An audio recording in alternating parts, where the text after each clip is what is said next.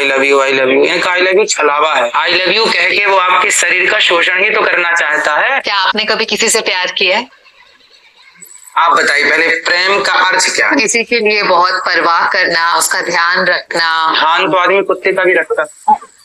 लोग हमें पोकी बाबा इसलिए कहते हैं क्योंकि बड़ी बड़ी गंभीर गंभीर बातें हंसते हंसाते लोगों को समझ में आ जाती हैं। तो आपको क्यूट बाबा कहते हैं? जी। एक्स के साथ दोस्ती। ट्यूटर के साथ? यह आजकल उसी का नाम है ना।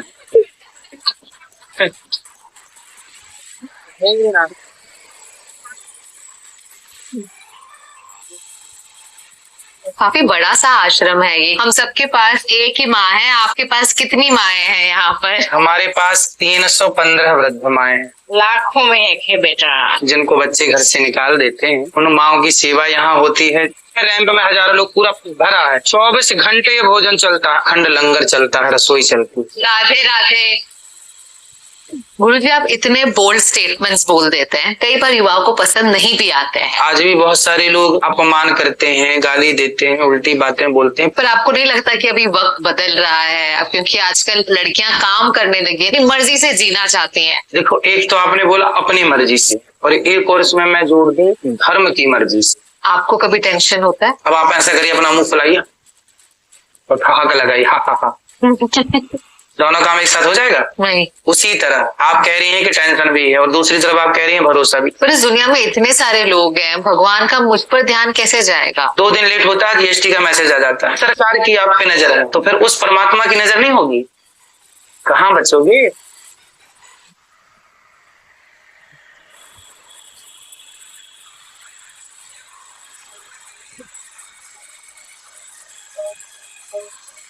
भाई, the crowd is insane. इतने सारे लोग इनकी झलक देखना चाह रहे हैं। झगड़ा ज्यादा करते हैं ये दोनों। क्यों?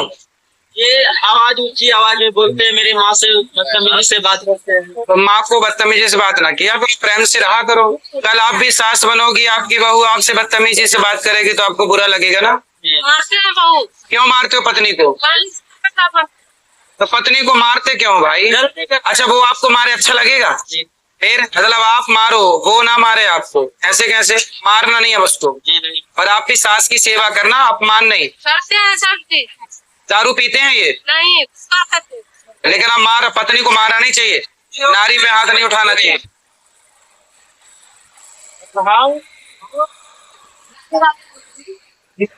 छोटी सी प्रॉब्लम है, थोड़ी बड़ी सी या थोड़ी अजीब सी प्रॉब्लम है, जो मुझसे बड़े सवाल पूछने लग जाती हूँ।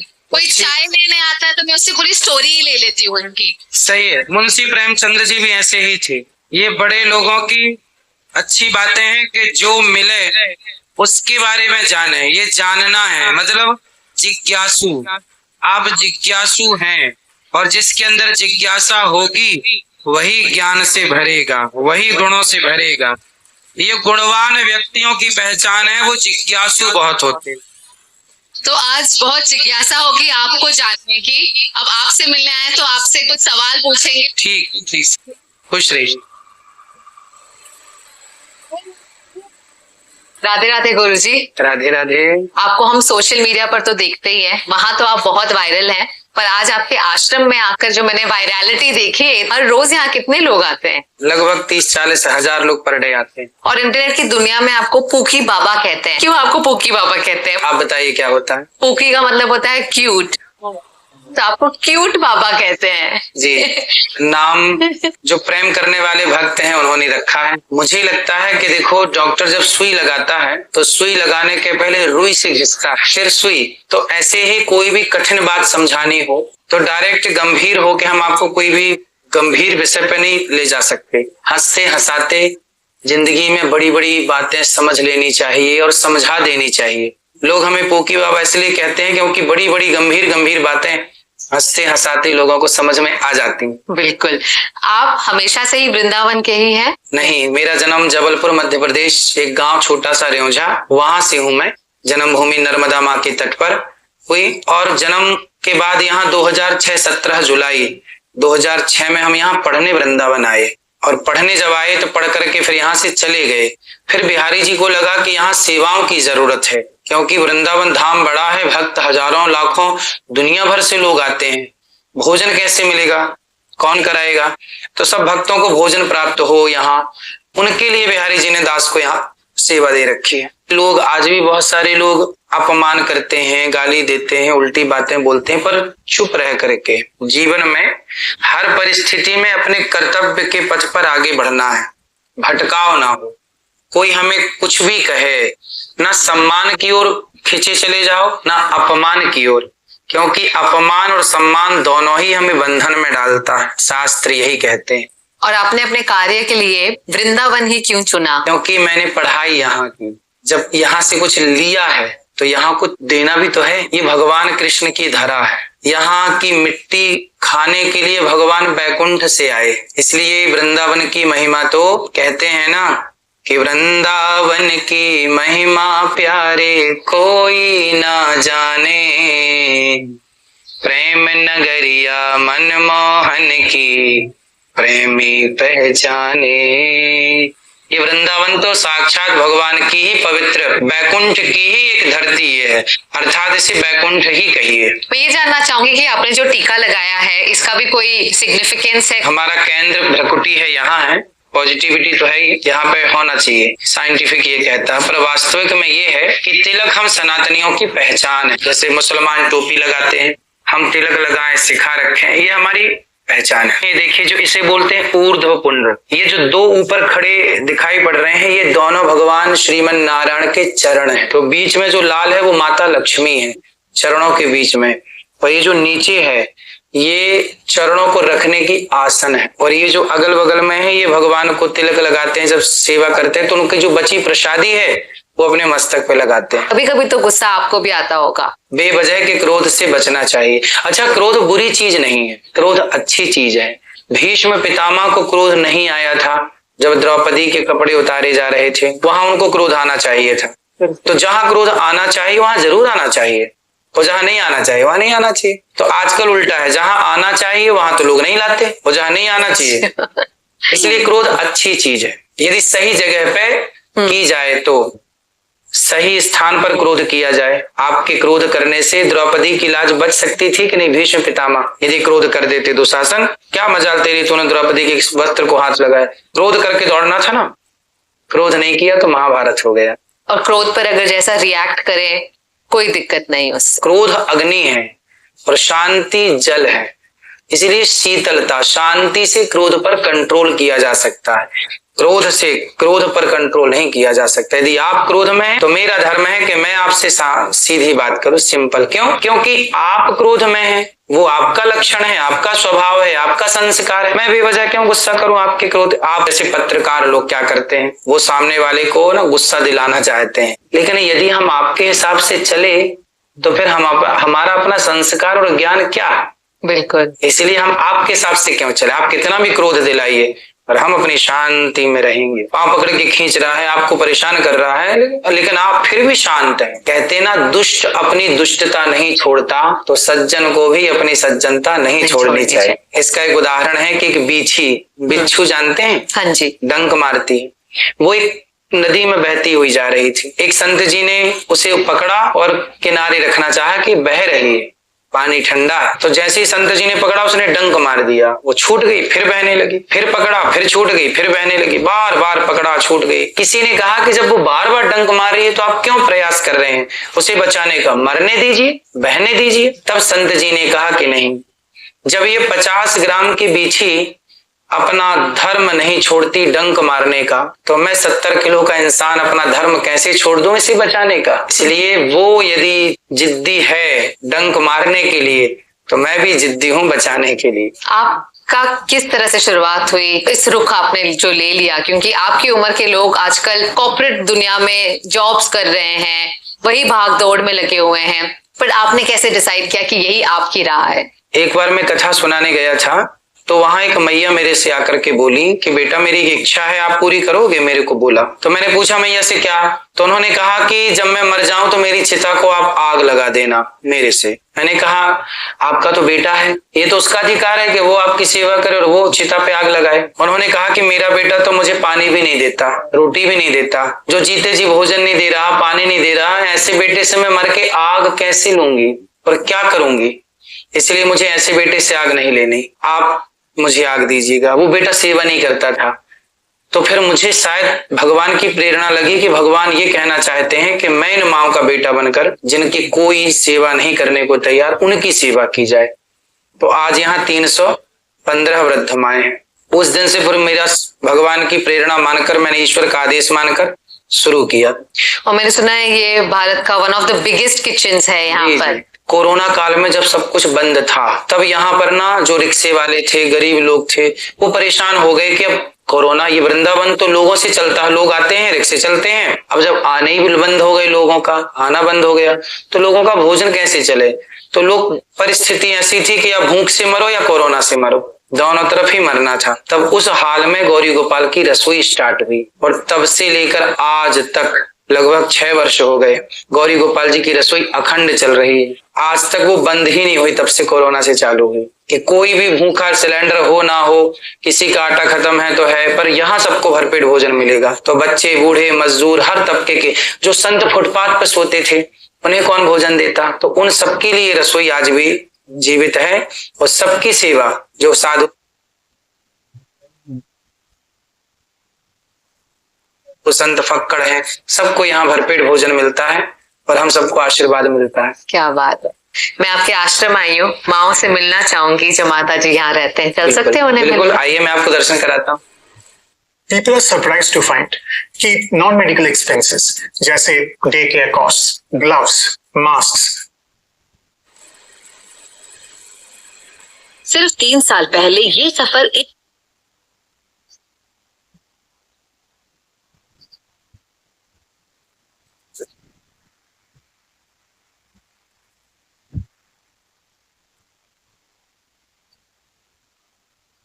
माह से शुरू हुआ था और आज यहाँ 315 माता जी अपना घर पा चुकी है।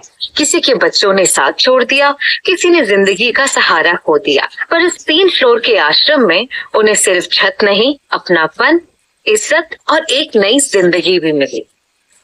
मैया बताओ कैसी हैं? लो, आपने बोला था हम आ गए। हाँ भैया आ जाओ करो, मन लाग रहा समय बस ठीक है। तुझे जुकाम का है? मेरी एक दवाई ना आई यार। बताओ कौन सी दवाई? दे दो मेरे को, मैं भिजवा देता हूँ। क्या हो गया? पाँव क्या फूल गए? और शाही फूल गया, हाँ कुछ ना तो कितना नहीं फूल तो गया। हॉस्पिटल दिल्ली वाले भिजवा दें? थायराइड नहीं है, पर थायराइड में मोटापा ऐसे आता है, तो अभी मैं हॉस्पिटल भिजवा दूंगा तो चेक हो जाएगा सब। इधर ना लग जाए, मैंने इधर उतार लूं। हर दिन अनिरुद्ध आचार्य जी इन माओं से मिलने जरूर आते हैं। उन्हें हर माँ का सिर्फ नाम ही नहीं याद, उनकी कहानी और उनका सफर भी याद है। यहाँ रहने वाली हर माँ उनके लिए सिर्फ जिम्मेदारी नहीं, परिवार है। बिहार से है मैया, 5 साल से है लगभग। मैया लगभग 100 साल की। रियली? वो मैया है ना, उनको दिखता नहीं है, दिखना बंद हो गया तो बेटा छोड़ के चला गया। हम सबके पास एक ही माँ है, आपके पास कितनी माएं हैं यहाँ पर? हमारे पास 315 वृद्ध माएं हैं। ये सभी हमारी माएं हैं और हमें इनकी सेवा करने का सौभाग्य मिलता है। लाखों में एक है बेटा, लाखों में एक। सब माओं का आशीर्वाद मिलता है और इन्हीं माओं के आशीर्वाद से ही सब कुछ प्राप्त होता है। सारी पॉजिटिविटी यहीं से है। इतनी सुविधा तो घर में भी नहीं मिलती और लाखों में नहीं, करोड़ों में एक है। ओह क्या बात। अब इन माओं के कमरे में देखिए, सब कमरे में एसी लगी है। सभी कमरे में माओं को, यही कमरे में नाश्ता, भोजन, पानी, दवाई, कोई भी बीमारी हो। हमको कहीं नहीं जाना, हमारा भोजन भी है, हमारी चाय भी है, हमारा दूध भी है, हमारी दवाई, गोली, डॉक्टर सब जाएगा। हम 7 साल हो गया, यही बेटा है बस। अपना बेटा जब काम नहीं देगा तो मेरा यही बेटा ना काम देगा, क्या नाम लेके मैं क्या करूँ? बेटी है, बेटी है, कितना साल, 7 साल हो गया नहीं दिखा, माँ का है।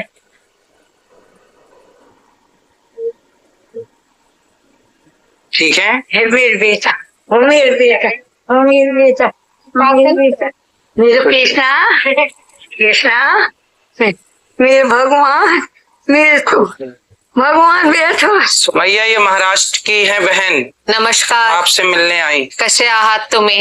मी कुठल्या मला पहिले सांगा. मुंबईला. मुंबईला हो. आणि अकोल्याला. ओ इथे चांगलं वाटतं तुम्हाला? अगं बाई तुला काय सांगू, हे तर स्वर्ग आहे, स्वर्ग.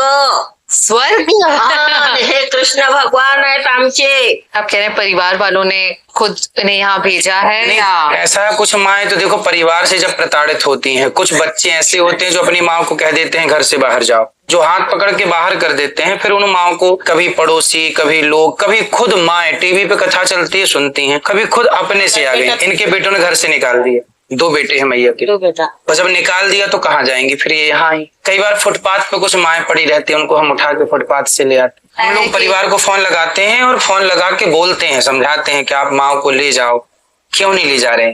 यदि कुछ बच्चे ले जाते हैं तो ले जाते हैं साथ सम्मान, नहीं ले जाते तब फिर वो मैया यहाँ। कुछ माँ तो मृत्यु हो जाने पर भी बच्चे आग चिता पे लगाने और कंधा देने भी नहीं आते। मैया वहां देखो,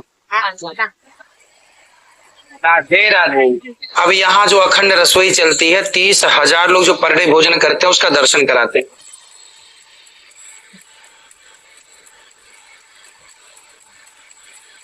ये देखिए लाइन ना, रात के 12 बजे तक ये लाइन लगी रहती।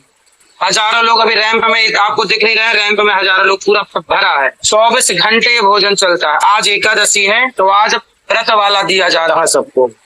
कल बाकी दिनों में दाल चावल सब्जी रोटी, ये दाल चावल सब्जी रोटी के काम करते। पर आज व्रत वाला आज खाना। व्रत है तो सिर्फ व्रत की खिचड़ी है, क्योंकि आज एकादशी है।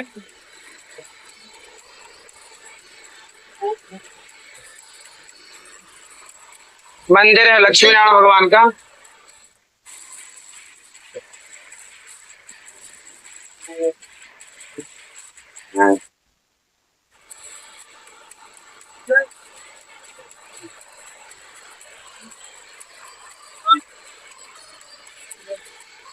आज आपके साथ साथ मुझे भी बड़ा आशीर्वाद मिला सारी मैयाओं से।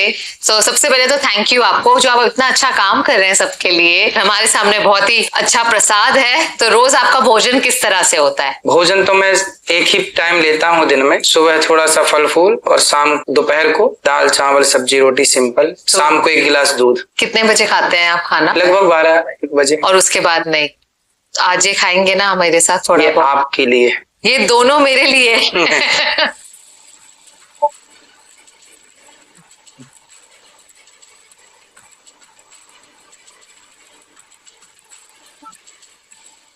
पर आपको क्या शौक है खाने का? जब छोटे थे तब जलेबी खाने का शौक था। जब जलेबी खाने का शौक था तब जलेबी मिलती ही नहीं थी।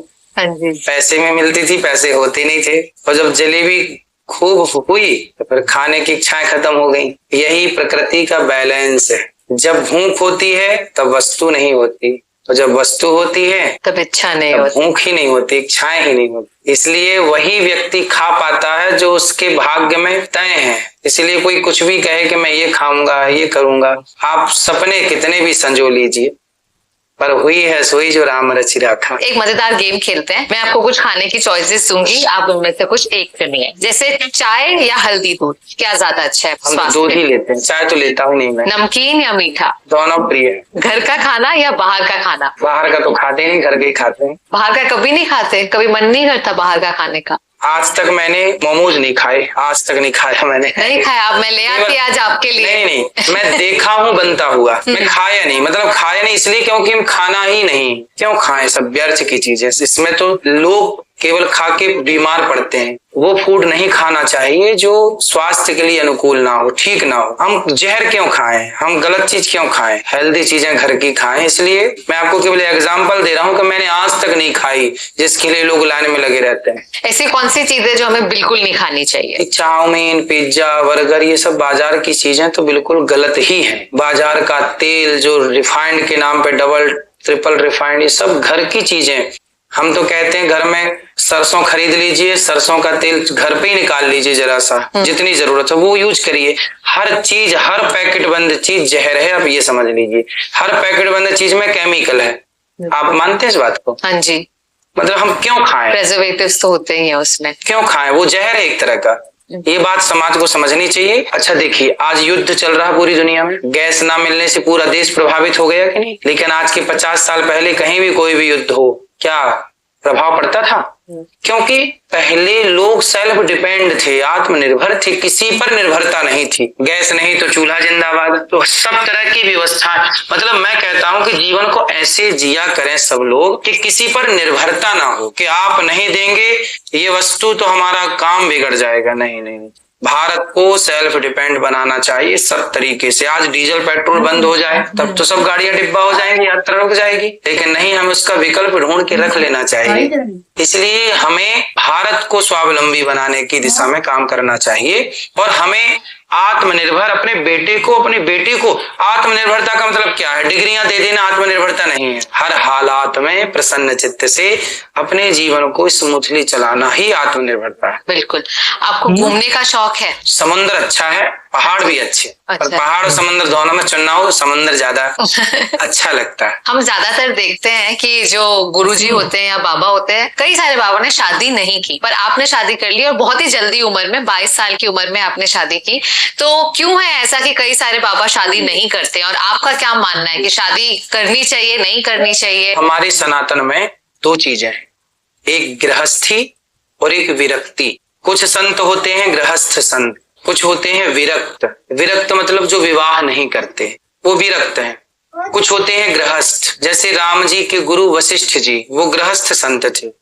उन्होंने भी, वशिष्ठ जी ने भी अरुंधति जी से विवाह किया। तो विवाह की परंपरा अच्छी परंपरा है ना? विवाह में रह करके कोई भी संत प्रकट होगा तो गृहस्थ के घर ही तो प्रकट होगा। राम को भी धरती पे आना पड़ेगा तो गृहस्थ का ही तो आश्रय लेना पड़ेगा। तो गृहस्थ श्रेष्ठ है, पर गृहस्थ जब गृहस्थ तरीके से चले, ठीक ठीक चले। संत और श्रेष्ठ हैं क्योंकि उन्होंने त्याग किया है।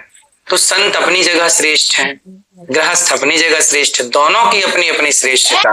पर मुश्किल है वो जीवन। आज मैं देख रही थी इतने सारे लोग जब आ रहे थे, सबके अपने प्रॉब्लम गृहस्थ के ही है। गृहस्थ का ना मिसमैनेजमेंट है। एक्चुअली गृहस्थी क्यों टूट रही है, क्यों बर्बाद हो रही है, क्यों परेशान हैं लोग? क्योंकि गृहस्थी चलाना आ नहीं रहा। जब गाड़ी चलाना सीख लो तब ना आप गाड़ी खरीदेंगे। इसी तरह गृहस्थी चलाना सीख लो, गृहस्थी कैसे मैनेज होती है, गृहस्थी के धर्म क्या है, गृहस्थ आश्रम के धर्म क्या है। विवाह कर तो लिया, पर पत्नी के साथ व्यवहार कैसा करें? विवाह कर तो लिया, पति के साथ व्यवहार कैसा करें, सास के साथ व्यवहार। इसलिए पहले ये माँ का धर्म है कि वो अपनी बेटी को ये समझाए, पाठ पढ़ाए कि यही ते अधिक धर्म नहीं दूजा, सादर सास ससुर पद पूजा। क्या है माँ की सेवा करने का धर्म? हर बेटी, जैसे आप बेटी, आप भी बहू हैं, तो आपका धर्म क्या है? अपने सास का ख्याल, वो आपकी माँ है। आपके ससुर का ख्याल, वो आपके पिता हैं। पति और बच्चे जो होंगे उनका, आपको 4 लोगों का ख्याल रखना, बच्चों का संस्कार देना, पति का, सास का, ससुर का, और जो आपके पति होंगे वो आपका पूरा ख्याल रखेंगे। आप उन 4 का ख्याल रखेंगे, आपके पति आपका, और प्लस परिवार का, और प्लस बाहर की जो जिम्मेदारियां हैं, कमाना धमाना, पैसा रुपया, उसकी। तो ये सब एक दूसरे के सपोर्ट से गृहस्थी चलती है। अब आजकल क्या चल रहा है कि नहीं मैं सास की सेवा नहीं करूंगी, तो कल आप भी तो सास बनेंगी, फिर आपको भी तो सहारे की बुढ़ापे में जरूरत पड़ेगी, फिर आपकी बहू भी हाथ खड़े करेगी, नहीं जी मैं नहीं करूंगी।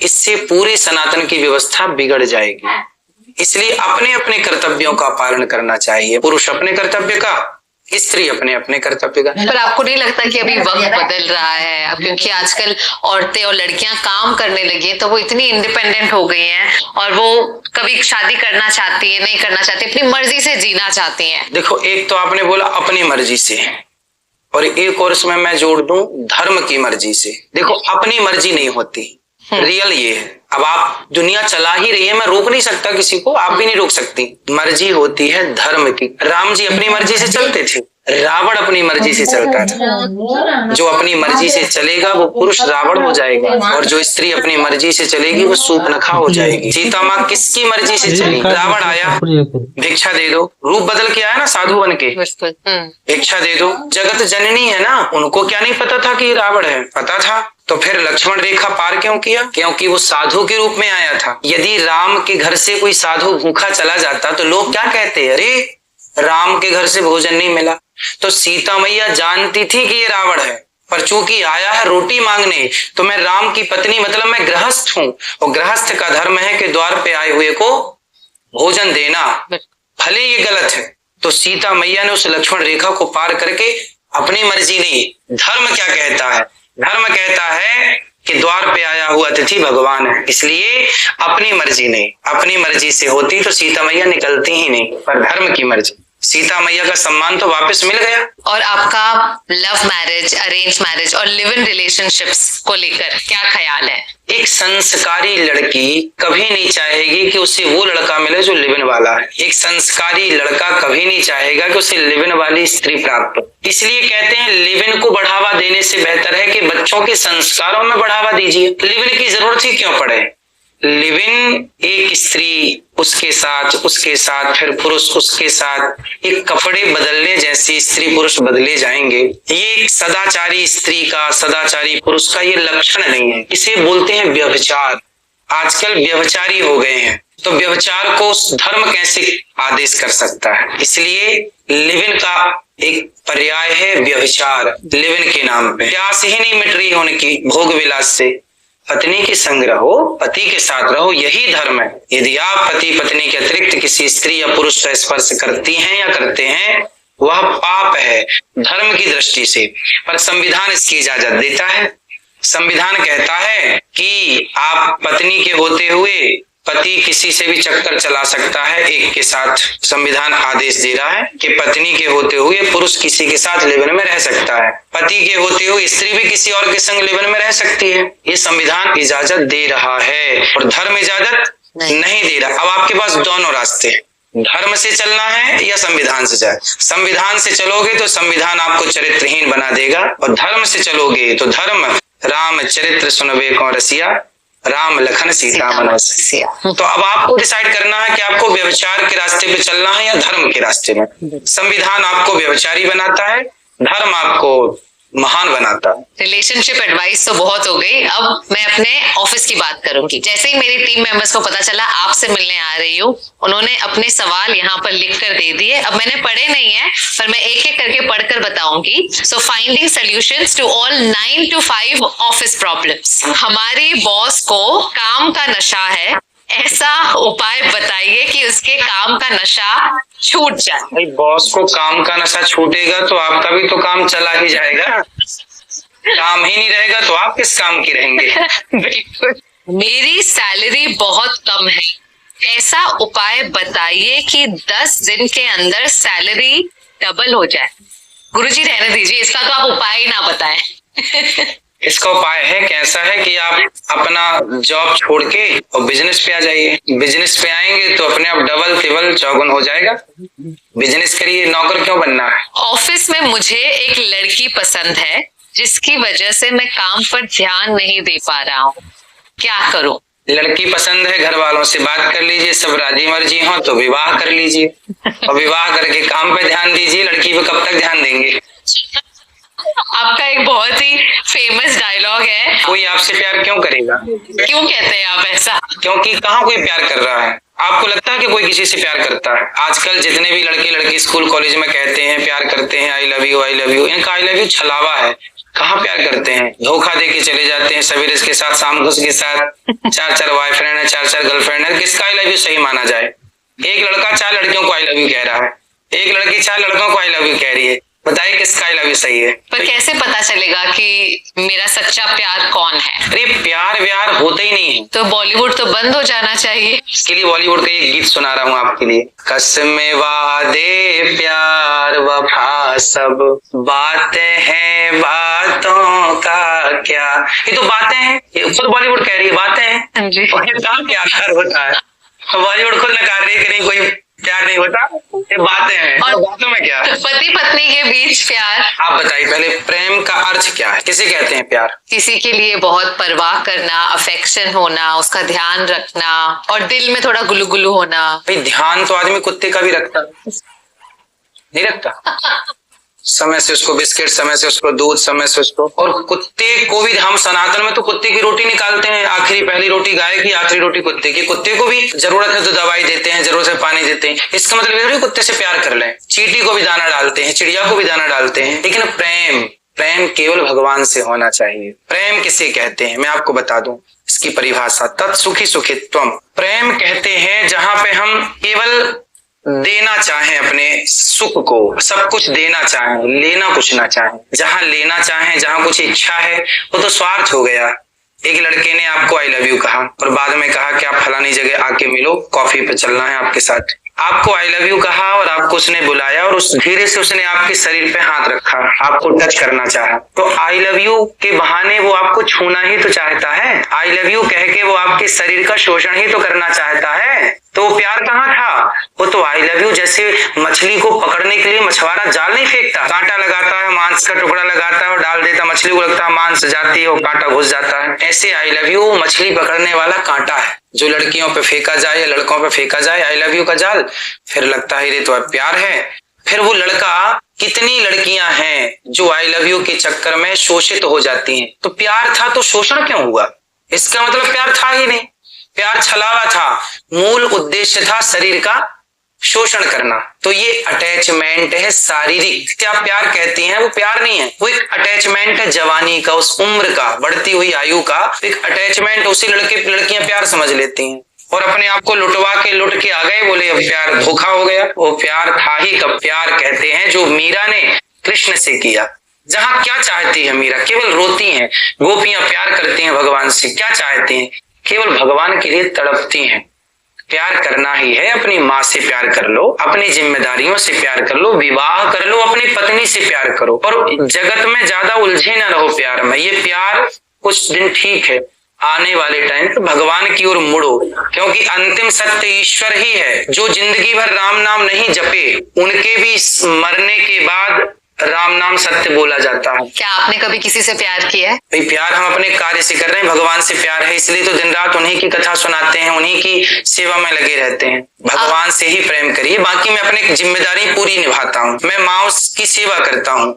देखो एक होता है प्यार और एक होती है आपकी जिम्मेदारियां। तो प्रेम भगवान से कीजिए और संसार की जिम्मेदारियां पूरी करते रहिए। पत्नी का सम्मान करिए, पिता का सम्मान करिए, पिता के साथ अच्छा व्यवहार कीजिए। मेरी पत्नी खुश रहेगी यदि मैं उसके साथ अच्छा व्यवहार करूं और मैं दिन भर उसको आई लव यू कहूं और उसको सम्मान ना करूं, उसका आदर ना करूं, तो थोड़ी खुश रहेगी। इसलिए पत्नी की इज्जत कीजिए, माँ बाप की इज्जत। प्यार भले मत कीजिए, आप 1 रुपए का प्यार मत कीजिए पत्नी से, लेकिन पत्नी का सम्मान कीजिए, पत्नी के माँ बाप का सम्मान कीजिए। फिर देखो प्रेम तो सुदामा का था कृष्ण से। गुरुजी आप इतने बोल्ड स्टेटमेंट्स बोल देते हैं जो कई बार युवाओं को पसंद आते हैं, जिस वजह से आपको कोकी बाबा कहते हैं, पर कई बार युवाओं को पसंद नहीं भी आते हैं और वो आपका कभी भी सोशल मीडिया पर कुछ कह भी देते हैं। कैसा लगता है आपको? आप सोशल मीडिया ट्रोलिंग समझते हैं? अगर वो कुछ कहते हैं तो आपको अपमान लगता है इस बात? छोटा बच्चा ना कई बार अपनी माँ को थप्पड़ मारने लग जाता है, तो जब माँ उसकी मन की नहीं करती ना तो माँ के गाल में थप्पड़ मारता है, कहीं बाल पकड़ के नोचेगा, कहीं कान पकड़ के नोचेगा, कि वहां पे वो बच्चा माँ पे अटैक कर रहा है। इसका मतलब ये थोड़ी कि माँ उससे बदले में देगी 4-6, नहीं। ऐसे ही जब हमें कोई कुछ कहता तो हम समझते हैं कि बच्चे हैं, समझ नहीं पाए माँ के व्यवहार को, जैसे बच्चे नहीं समझ पाते और वो माँ पे अटैक कर देते हैं, ऐसे ही हमारे व्यवहार को, हमारी बातों को समाज समझ नहीं पाती तो वापस अटैक करती है। अब हम उन पे क्या रिप्लाई करें, क्या करें? वो उनकी अज्ञानता। जैसे हमने आपको प्यार के तथ्य समझा दिए, लिव इन रहना गलत समझा दिया। अब जो लिव इन में हैं उनको तो मेरी बात गलत लगेगी, लेकिन भले ही गलत लगेगी पर मेरी बात तो सही है। तो जो सही बात है यदि वही बात आपको गलत लगती है और फिर आप हमें गाली देते हैं तो इसमें मैं क्यों गुस्सा होऊंगा? मैं समझता हूँ कि तुम बेटा बच्चे हो, तुम गलत को सही कहना चाहते हो। तो अब एक सेगमेंट है बाबा की अदालत।